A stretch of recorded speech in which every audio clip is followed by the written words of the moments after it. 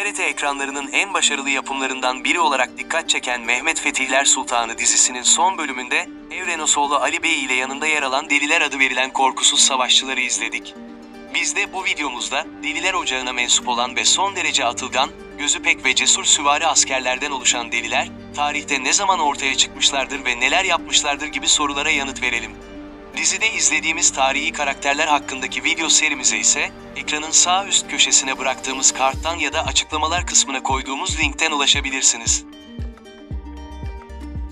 Deliler adı verilen, giydikleri kıyafetleri, kullandıkları silahları ve askeri kabiliyetleri ile öne çıkan bu süvari askerler ilk olarak Rumeli'de 1400'lü yılların ortalarında meydana çıkmışlardır. Rumeli Beylerbeyi ve Uç Beylerinin mahiyetinde olan deliler, korkunç denilebilecek görünüme sahip, gözünü budaktan esirgemeyen savaşçı askerlerdir. Akıncılar gibi öncü kuvvetler arasında yer alan, iri yapılı, şecaat ve cesaretleri ile meşhur, genellikle Türkler arasından ya da Müslüman olan Boşnak, Arnavut, Hırvat ve Slavlardan seçilen deliler, kendilerini ve ocaklarını Hazreti Ömer'e bağlamışlardır. Yine kadere iman ve tevekkülün verdiği, yazılan başa gelir düsturunu prensip edinen deliler, tehlikelerden kaçınmazlar, cesaret ve kıyafetleriyle düşmanlarını şaşırtırlardı. Ordunun en ön safında çarpışan deliler, her birine bayrak adı verilen 50-60 kişilik ocaklara ayrılırlar ve birkaç bayrak birleştirilerek bir delibaşının emrine verilirdi.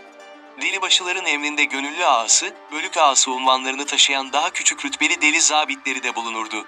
Başlarına kurt, benekli sırtlan veya pars gibi vahşi hayvan derisinden yapılmış ve üzerine kartal tüyü takılmış kalpak giyen delilerin elbiseleri de arslan, kaplan veya tilki postundan, kurt veya ayı derisindendi. Delilerin bindikleri atlar da akıncı atları gibi çevik, kuvvetli ve uzun koşulara dayanıklıydı. Atlarının örtüsü de arslan, kaplan, tilki gibi vahşi hayvan derisindendi. Deliler de, aynen akıncılar gibi silah olarak eğri pala, tekne kalkan, kostaniçe denilen orta uzunlukta mızrak, kılıç, balta ve bozdoğan kullanırlar, kalkanlarını kuş tüyleriyle süslerlerdi.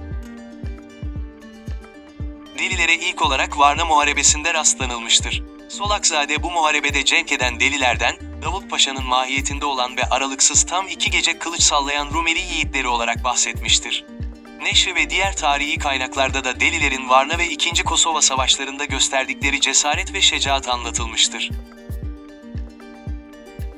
Başlangıçta Rumeli Beylerbeyi ile Uç Beylerinin mahiyetinde toplanan deliler, daha sonraki yıllarda Anadolu'daki vezir ve beylerbeylerinin mahiyetlerine de girmişlerdir.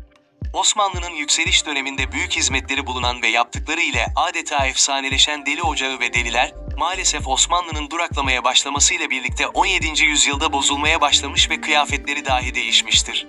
Bu dönemden başlayarak başsız kalan, yapacak işte bulamayan deliler, eşkıyalık yapmaya ve zorla halktan para toplamaya başlamışlardır. Deli Ocağı ve Deli Teşkilatı nihai olarak 1829 yılında 2. Mahmut tarafından tamamen ortadan kaldırılmıştır.